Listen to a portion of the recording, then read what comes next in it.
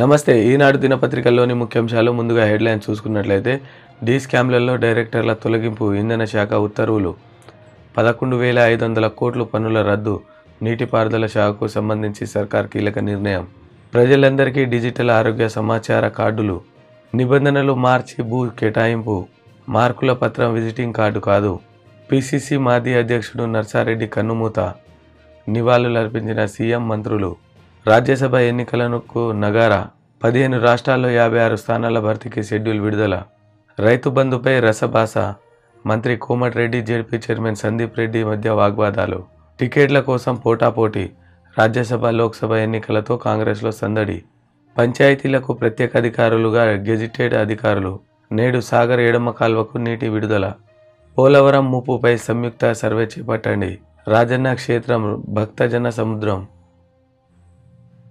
11,500 కోట్ల పన్నుల రద్దు, నీటిపారుదల శాఖకు సంబంధించి సర్కార్ కీలక నిర్ణయం. ఎన్నికలకు ముందు టెండర్లు పిలిచి చేపట్టనివి, కోర్టుతో ఆగిపోయినవి నిలిపివేసేందుకు యోచన. డిస్కంలలో డైరెక్టర్ల తొలగింపు, ఇంధన శాఖ ఉత్తర్వులు, 11 మందిలో 9 మంది నియామకాలు అక్రమమని వెల్లడి. ప్రజలందరికీ డిజిటల్ ఆరోగ్య సమాచార కార్డులు, వైద్య కళాశాలలో ఉన్న చోట నర్సింగ్, ఫిజియోథెరపీ, పారామెడికల్ కాలేజీలు, వైద్య ఆరోగ్య శాఖ సమీక్షలో సీఎం రేవంత్ రెడ్డి ఆదేశాలు. తెల్ల కార్డుతో నిమిత్తం లేకుండా ఆరోగ్యశ్రీ అమలుపై చర్చ, నిబంధనలు మార్చి భూ కేటాయింపు, సాయి సింధు ఫౌండేషన్ కు భూమి లీజుపై సీఎం కొన్ని వేదిక ఉల్లంఘనలపై చర్యలకు ఆదేశించనున్న ముఖ్యమంత్రి. మార్కుల పత్రం విజిటింగ్ కార్డు కాదు, పిల్లల్ని ఇతరులతో పోల్చవద్దు, పరీక్షా పే చర్చల తల్లిదండ్రులకు ప్రధాని మోదీ సూచన, నిద్ర మానుకుని మొబైళ్లలో తల్ల మునక్కలు కావద్దని హితవు. పిసిసి మాజీ అధ్యక్షుడు నర్సారెడ్డి కన్నుమూత, నివాళి అర్పించిన సీఎం, మంత్రులు. రాజ్యసభ ఎన్నికలకు నగారా, 15 రాష్ట్రాల్లో 56 స్థానాల భర్తీకి షెడ్యూల్ విడుదల. ఫిబ్రవరి 27న పోలింగ్, ఓట్ల లెక్కింపు. తెలంగాణ,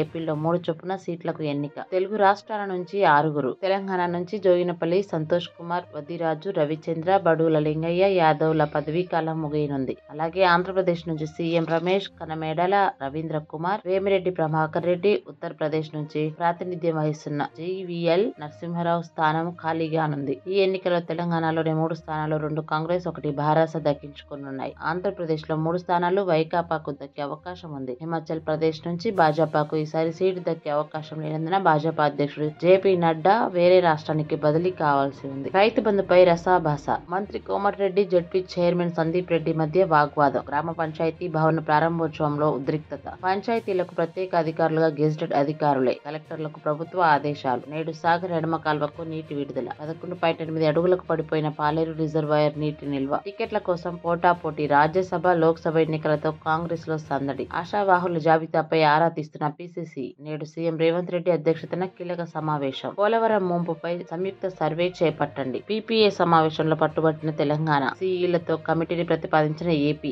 అథారిటీ కాలయాపనకేనంటూ అభ్యంతరం వ్యక్తం చేసిన రాష్ట్ర అధికారులు. రాజన్న క్షేత్రం భక్తజన సంద్రం, రాజన్న సిరిసిల్ల జిల్లా వేములవాడలోని శ్రీ రాజరాజేశ్వరి స్వామివారి క్షేత్రం సోమవారం భక్తులతో కిక్కిరిసింది. రద్దీ కారణంగా ఆలయాన్ని ఆదివారం రాత్రి తెరిచి ఉంచి భక్తులకు నిరంతరాయంగా స్వామివారి దర్శనం కల్పించారు. మేడారం సమ్మక్క సారలమ్మ మహాజాతరకు వెళ్లేవారు ముందుగా రాజన్నను దర్శించుకుని వెళ్తూ ఉండడం రద్దీకి కారణంగా ఉంది. రాష్ట్రంలోని వివిధ ప్రాంతాల నుంచే కాకుండా ఇతర రాష్ట్రాల నుంచి కూడా భక్తులు భారీగా తరలి రావడంతో ఆలయ పరిసరాలు సందడిగా మారాయి. దాదాపు 85,650 మంది స్వామివారిని దర్శించుకున్నట్లు ఆలయ అధికారులు వెల్లడించారు.